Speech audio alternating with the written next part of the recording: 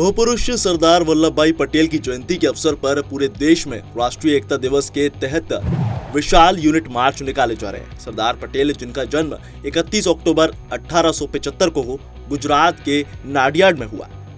देश की आजादी और उसके बाद राज्यों के एकीकरण में उनकी अहम भूमिका रही।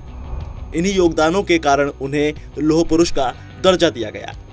प्रधानमंत्री नरेंद्र मोदी ने उनकी स्मृति में नर्मदा नदी के किनारे केवड़िया में दुनिया की सबसे ऊंची 182 मीटर की स्टैच्यू ऑफ यूनिटी स्थापित करवाई, जो आज राष्ट्रीय गर्व का प्रतीक है। इसी कड़ी के तहत आज पंजाब के मोगा में बीजेपी की ओर से एक भव्य यूनिट मार्च आयोजित किया गया। इस मार्च की अगुवाई उत्तराखंड की राज्यसभा सदस्य कल्पना सोनी ने की है।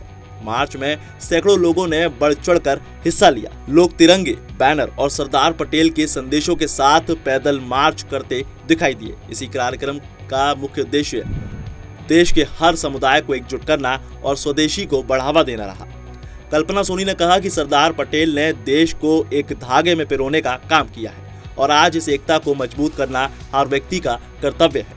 मोगा में हुआ ये यूनिट मार्च केवल एक कार्यक्रम नहीं, बल्कि उस विरासत को याद करने का माध्यम है जिसने भारत को अखंड बनाया। और अंत में सभी प्रतिभागियों ने राष्ट्र की एकता और अखंडता को बनाए रखने का संकल्प लिया। अपने श्रद्धेय लौह पुरुष सरदार वल्लभ भाई पटेल की जयंती 31 अक्टूबर से लेकर के संविधान दिवस 26 नवंबर तक ये पदयात्राएं पूरे देश में चल रही हैं। एकता यात्रा है ये। अपने सरदार वल्लभ भाई पटेल राष्ट्र की अखंडता, एकता और सुदृढ़ करने के लिए संकल्पित रहे हैं। उनके ही प्रेरणा ले हमारा युवा, हमारा समाज, भारत का प्रत्येक नागरिक। इसके लिए ये पदयात्राएं की जा रही हैं और आज मोगा में भी एकता पदयात्रा है, जिसमें मैं सम्मिलित होने के लिए यहाँ आई। क्या मैसेज दे रही है? अपने देश की एकता का, अखंडता का और साथ में युवाओं को ये प्रेरणा देने का कि ये देश एकता के साथ विकास की राह पर बढ़े। हम अपने देश के लिए क्षेत्रवाद, भाषा, अपनी जाति, संप्रदाय छोड़कर भारतीयता को साथ लेकर विकास किया गया। तो युवा पीढ़ी को क्या मैसेज मिलता है जब ऐसी यात्राएं निकाली जाती है? देखिए, जब ये मात्र सड़क पर चलने की यात्रा नहीं है, ये एक तरह से संकल्प है, युवाओं के लिए प्रेरणा है कि हम एक हैं और इस अखंड भारत के विकास के लिए आगे बढ़ रहे हैं। अपने राष्ट्र को सुदृढ़ करने के लिए, इसको 2047 तक विकसित भारत बनाने के लिए हम आ रहे हैं और आप साथ चल रहे हैं। ये संदेश है पूरे युवा से। भारतीय जनता पार्टी की तरफ से हम बहुत बहुत धन्यवादी हैं। मोदी जी के सबसे ज़्यादा हम धन्यवादी हैं क्योंकि ये बात उन्होंने, किसी ने भी आज तक नहीं सोचा कि हमें हमारे लौह पुरुष जो है इनके विषय में हमें कुछ करना चाहिए। उन्होंने एक तो सबसे बड़ी, उन्होंने ऊंची, सबसे ह्यूज उन्होंने मूर्ति बनाई है और इनको लौह पुरुष के नाम से जाना जाता है। और हमने सबने, हर संस्था ने, हर जाति ने, सबने हम इकट्ठे होकर हमने एक यूनिटी बनाई है। तो उसके लिए हम बहुत बड़ी एक विशाल रैली निकाल रहे हैं। तो हम अपनी जनता के और सबके, हम अपनी टीम के, अपने पार्टी के बहुत बहुत धन्यवादी हैं। ईश्वर करे कि भी हम इसी तरह से दिन दुगनी रात चौगनी करते रहें और हम आगे बढ़ते रहें। बहुत ही बड़ा उपराला है ये गवर्नमेंट का। ये गवर्नमेंट और भारतीय झंडे के नीचे एकता यात्रा, यूनिटी मार्च यहाँ निकाला जा रहा है। और आज देश में जिस तरह से बिखराव है, जाति, पंथ, संप्रदाय में देश बढ़ता जा रहा है, तो इस तरह की यात्राएं आपको याद दिलाती हैं कि हमारे अंदर भारतीयत्व सबसे पहले प्राथमिकता के रूप में रहेगा।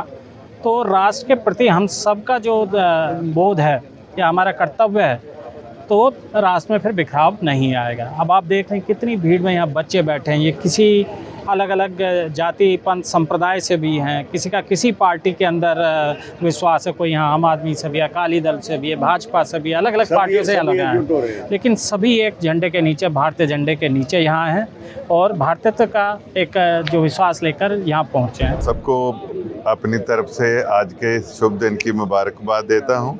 और हमारे सरदार वल्लभ भाई पटेल, जिनका हमने राष्ट्रीय तौर पे बड़ा सम्मान किया है और उनका बनता है, लौह पुरुष के नाम से उनको जाना जाता है। और लोहे की बहुत बड़ी उनकी एक प्रतिमा जो नरेंद्र मोदी जी ने लगाई है, वो देखने के लिए है। और ये भारत में नहीं, विश्व की सबसे बड़ी एक अजूबा नुमाइश है।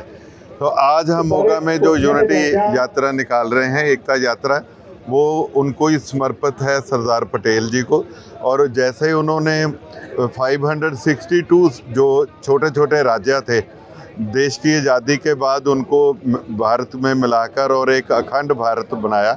और उनका जो सपना था कि भारत एक हो और अनेकता में एकता, तो उसी के उपलक्ष्य में आज भारत सरकार की तरफ से सभी समुदायों को साथ लेके, सभी राजनीतिक पार्टियों को साथ लेके एकता यात्रा जो अखंड भारत के लिए हम पंजाब से, मोगा से निकाल रहे हैं।